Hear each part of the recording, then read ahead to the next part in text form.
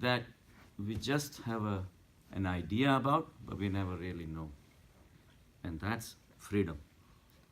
We talk about freedom all the time, but we really don't know the freedom at the spiritual level. The freedom at physical level is very obvious. Uh, J.J. Krishnamurti said, freedom to choose is the best freedom to have, but freedom from your choices is the ultimate freedom. The America fought with Britain to become free so that we can define our own future, but that's at the physical level. But that's not the ultimate freedom, because at the spiritual level we are still bound to a lot of things. And the spiritual freedom is something that none of us really have it. In fact, the whole world is in bondage. Bondage is under the becoming a slave to something, someone, or a situation, object, person, anything. So this bondage is something that we have within us and we carry with us all the time, and we die with these bondages. It's almost like in a jail, if a child is born, he will never know the world outside. For him, jail is everything. He will decorate the jail, he will carry out all his business, he will have a lot of his friends playing in the jail, meet with other people in the different cells, and die. The rest of the world would be totally oblivious for him. And that is our fate. We are born on this earth only because we died in bondages. And we are again making the same mistake again in this life also. When we died, we were still bound to our previous life, our previous parents, and then our previous siblings, and then our holdings, and whatever we had, our possessions, we were bound to them. That's why we were so unhappy when we died. So nature makes us unconscious. So at the time of death, we are unconscious. And we don't even know what happens, and we are thrown into this new life. And again, we do the same mistake again. So bondages are the cause of keeping us away from the real freedom, the spiritual freedom. That is a possibility that we never explore. Bondages can be to so many things. It could be bound to people, to objects, situations. People meaning your parents, could be your siblings, your spouse, children, girlfriends, boyfriends. So all these people you find connections with, and you consider them as your own. And once you consider them as your own, all the minds, thoughts, and everything geared towards protecting these bondages. And then life ends thinking about these people, meeting these people, being more and more with these people. If any of these people die or walk away from your life, it's a major catastrophe. And if nothing works, at least the death sets you apart from all the bondages that you have to leave behind. If a dog is taken out for a walk by a human, who is the owner? We think that man is the owner. But cut the leash, the dog runs away, the man runs after the dog. Dog can exist on his own, but a man cannot exist on his own. He needs that dog, so he runs after them. So a lot of invisible connections we have set up, binding ourselves to the people that we call love. People, objects, whether it's smoking, drinking, alcohol, drugs, all the bad habits, things that you cannot run, cannot live without. So all these bondages keep us occupied, because once we have it, all our efforts will go towards acquiring more and more these bondages. And if they disappear from our life, we are a big problem. Either they disappear or we have to stop for some reason, whether it's a health reason or whatever. The friction happens. We develop tadatmya with these objects or people or situation. Tat Atma. Tat means you, and Atma is that object or that person becomes our Atma. Normally, Atma is what we are. Atma is with what we should feel synchronized, because that's all we are. We are not the mind, we are not the body. That we keep on getting. Every new life comes in, we get a new body. And mind, of course, our mind changes all the time. So we are really not that. So the reality is that we should be synchronized with our Atma and feel totally at home with it. But we don't, because we don't know where Atma is. So whatever comes along the line, we get attached to that. Parents are thrown on us, siblings are thrown on us. By the stroke of luck, the nature throws on the children to us. And all the objects that come along, the society brings these objects to us, and we get attached to those. And this attachment creates the cycle. There is a continuous exchange of information keeps on happening with these objects, and the thought process is continuously going on, because our way of connecting with these objects are the thoughts. So we think that parents are mine, and they should not be break away from my life. These brothers or sisters and my children and all these are mine. They should not break away. So there is an invisible bond, and bonding leads to bondage. Bondage is slavery. Anytime, any object, any person, or any situation we cannot do without, and we feel kind of left alone without them, is the bondage. Bondage is the slavery. You could be bound to a situation, fame, recognition. You feel you belong to religious organization. I am a Hindu.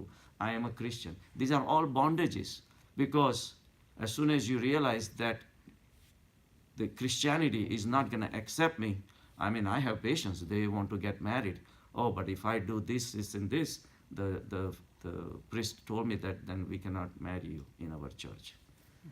I mean, the church is a place of God. God created the whole world, but you cannot marry in this church. So you feel kind of ostracized. You're outcast. So under the influence of that, okay, then we won't do this. If you don't give this much money, you don't belong to this church. This is all sham. We create all these creations at our mind level, and then we fight for it, we kill for it, we even die for it. If we feel that I am an American, God bless America, but Iranians, they don't have a right to live. These are the bondages that we have created, and we get so mesmerized with these bondages that we don't even care. We don't even think about anything else, because those objects or people or situation have taken over our minds. It's like our empty apartment is rented by these agencies, and we let it happen. All the gains that come out of all these things also are self-localized. For example, we consider somebody beautiful, but that beauty is localized within this imaginary sansar that we have created. Beauty has no value to a monkey. Like we may consider such and such actress beautiful, like Sridevi, and we feel that, oh, she was so beautiful and she had to die, right? But life doesn't care about beauty. Our likings and dislikings and all those things are created, and we make a total aggregate of our likes and dislikes, and all these things becomes our ego. Ego has no value. Ego resides only in our minds. And why is ego so bad? One, because it's fake. It's not real. If you find people who share your likes and dislikes, and they share your bondages, then they are your friends. People who drink, they become your friends. People who don't, you walk away from. Likes and dislikes, your friends are even decided whether they share the same bondages or not. If they don't share the same bondages, then they are not your friends. People who come between you and your bondages become your enemies. All of a sudden, say, people who comment on these things, then the guy is stupid, let's walk away from it. They get insulted, they get booed, they get ridiculed or something like that, because they come between you and your likings. So we have created this imaginary world, and then our likes and dislikes keep on dictating which people we hang out with. Being a male or a female also becomes an identification. As soon as you become a male, females become inferior or lesser of another creation of God. We consider ourselves superior if we are a male. Females also have their own problems. They consider themselves inferior to their advantage that, oh, you have to take care of me. Things like that. And none of these things, those are the identifications thrown to us by nature. But Atma is neutral. Atma is samyag. It is totally well balanced. It doesn't favor males or females. If a male or a female is thrown to the lion, lion doesn't care. He will eat whatever is there. So nature is neutral, but we never realize all these things. See, bondages make us blind. In that bondages, we become hard, because bondages are created with the material world. Everything we look, touch, hear, smell, taste is all material. So the total product of our ego is based on our likings and dislikings. If we like somebody who is beautiful, that's material. If we hate somebody who is not beautiful, then it's also material. So our likings and hatreds are also material. So our egos are also material. So we're living a material life, which is a very hard life. So what is wrong with these things? The thing which is wrong is we miss out on the higher level of consciousness. We are made out of matter at the physical level. Our mind has become material. So our mind and body cannot take you to a place which is spiritual. And our whole life goes in that state of material way of looking at life. Because the more material we are, we become hard. We become callous. We don't care if we call somebody beautiful and the rest of the people keep watching that such and such person is beautiful, and the people who are not beautiful, they have to take a second place. We don't care about it when we praise somebody. And this is a lot of times is subconsciously, but we don't even realize that. We don't care if a chicken has to die for our sensual pleasure. We don't care.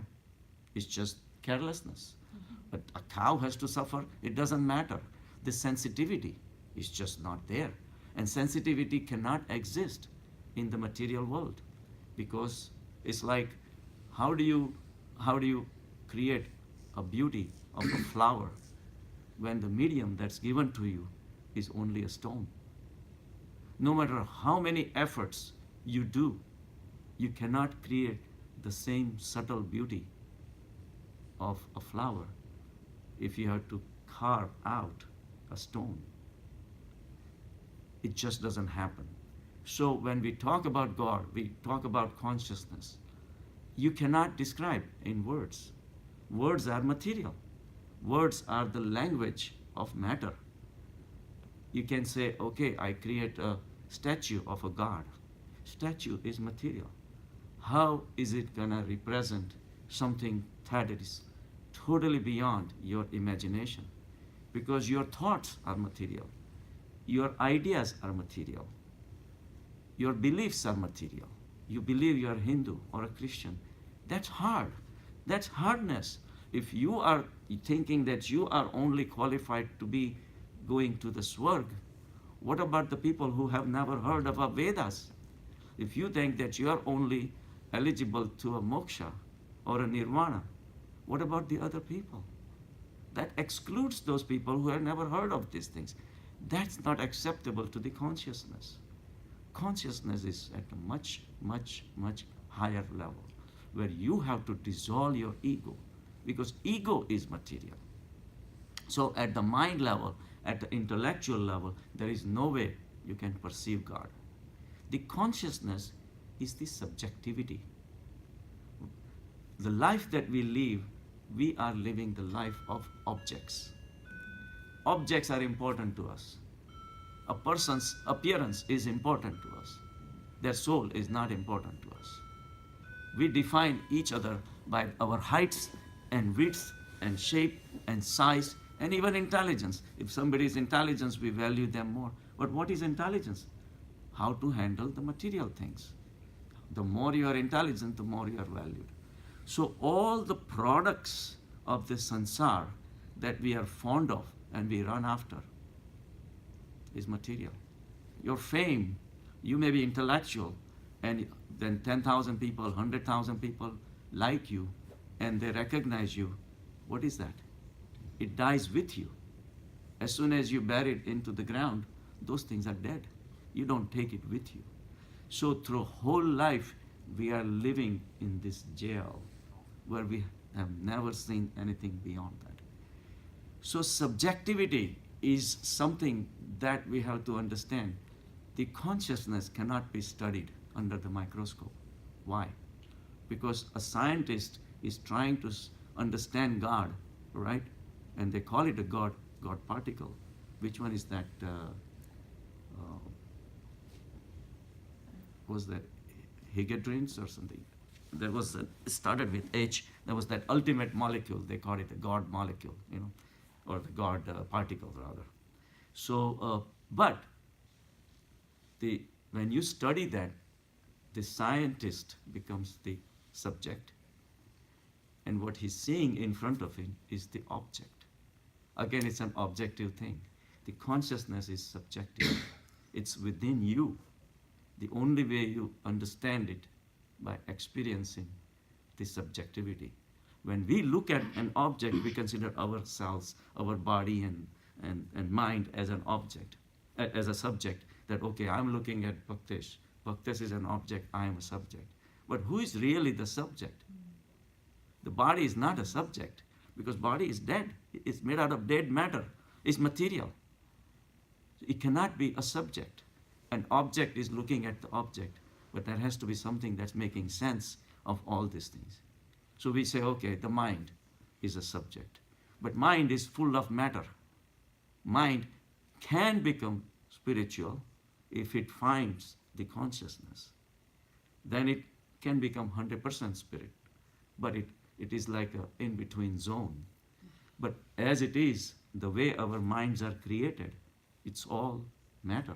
All we care about, how many people like me, how many clicks I got on the Facebook, how many people read my messages, how many people came to listen to me, this and that and all that. This is all we are. Mind has been going at the wrong direction. So subject is the awareness. That's why we meditate. In meditation, you understand the workings of the mind, how the mind is running around. We observe the mind. If then mind becomes the object, then the real subject starts shining. The subjectivity starts shining from within in the form of awareness, the consciousness. You are aware of the mind. The whole philosophy of spiritual path is to objectify your mind. But mind is occupied. Mind is too busy thinking about the objects of the pleasure, people who give you the pleasure, people who give you the recognition, people who are important, people who are animals who gives you the pleasure of enjoyments and this and that. We are so occupied that that's all we care, and mind is just not available to find out the subjectivity. The subjectivity is very alive, very conscious. To call it a consciousness is doing a disservice, because it's a lot more than that. It's not just awareness, it's also full of karuna, it's full of love, full of awareness for every single thing that exists. But we will never reach there if we remain occupied with the objectified life. There was a nice story on a Buddhist monk was in a monastery, and he had a student. So everyday student used to come and for his lessons and all that. So one day he came late. So the monk asked him, so what happened? He says, I was coming, but there was a game of polo. So I got attracted, so I just wanted to see the game. And so it took me a little time to come. So the monk says, so by the time you left, was the game finished? He says, yeah, it was a very exciting game. And it was very nice to watch. And so yes, I stayed there till the end of the game. So monk asked him, he says, were the players tired? He says, yes, they were very tired at the end of the game. He says, how about the horses? Were they tired? So the guy says, who cares about the horses, right? So he thought. He says, yeah, horses were also tired. So then he asked, what about the wooden posts? Were they tired? He had no answer. He said, how can the wooden post be tired? So he goes home. That night he could not sleep. He kept thinking and thinking and thinking. So why would the teacher had asked me about the post? They are non-alive things. So the next day he comes and suddenly it strikes him. He bows down to his Guruji, to his teacher. He says, yes, the wooden posts were also tired. Whatever happens in the consciousness, everything is related to each other. Even the wooden posts can get tired. When you have that much sensitivity to see the vibrations throughout the consciousness, throughout the whole universe, that's when you connect with the universe. That is possible only at the conscious level. Your awareness has to rise to that extent that whatever is happening in the universe, you feel it. And that is the spiritual awareness. But we keep ourselves occupied. And that's where the bondages are the major factor. They don't allow us to go any higher. It's like a child is born. You give a toy to the child. He will play with the toy till he gets tired. Then he gets bored. You take that toy out, give him another toy. He will start playing with another toy. Meanwhile, you tell the child that your mother died. He won't even care. His eyes will be still on the toy. So this material aspect of consciousness, God, godliness, whatever you call us, it keeps us occupied. And what is keeping us occupied is our sensual pleasures. We think there is something to gain from this world. There is nothing to gain from this world. There is nothing to lose in this world. And yet, every time we have a house, we have a car, we have a wife, we have spouse, children, we get attached. And we feel that we gained something if we have 5 more friends. If we think that we lost something if 5 of our friends leave us, we feel something is missing. Our gains and losses are all neutralized. We came with nothing, we're going to go with nothing, and yet we keep on playing this game of gains and losses and me and you, and all these things are so important for us. Meanwhile, the whole spiritual life passes us by. And again, we die with unaware mind. Awareness is what was supposed to be our goal. And unawareness is what we are born in and we die in. And we think that our religious gurujis, all priests and really helping us. By adding another layer of identification, they are fooling us. That, okay, there is another thing that is going to burden you, that wherever you go, you're going to have this tilak and this and that to identify yourself so that you are a better species than another one. Even animals live with the matter. They also eat, they also drink, they also procreate. What is the difference? At least they don't fight at the thought level. They fight for survival. Mm-hmm. They are better than humans. We kill for our ideas. We kill for our pleasures. They kill for their hunger. We kill for our appetite. We go to hunt the lions with our full stomach. We have a big dinner at the country club, and then we go out hunting the ducks for our pleasure. We have disregard for the whole world. Then there is no surprise that we leave empty-handed. Because whatever we thought we gained, we die with that emptiness feeling. The emptiness is coming because you cannot have the whole world. The matter, which is only a 4% of the total universal energy, they call, is the visible universe is only 4%. Other 21% is dark matter, the one that cannot be perceived, but it is there as a matter. And there is 75% is dark energy. that cannot be seen, touched, or is the 75% of the whole universe we will never see. And that we're talking about only one universe, because that's again scientific findings. It's not even the spiritual finding, which says, Krishna says, I am the owner of millions of crores of universes. So even goes beyond. That's where the freedom happens. We are bound by the matter. We are duped by the matter. And the material life is all we live. And to the point that we all think alike so much that if somebody loses their parents or brother, we go and cry with them. We feel upset. Oh God, he must. That's the time to wake up. That matter can die. There is nothing wrong with that. There is a spirit out there. That should set you off to a journey. But we sympathize. Just because everybody else sympathizes. It's like a one big game that we are all playing.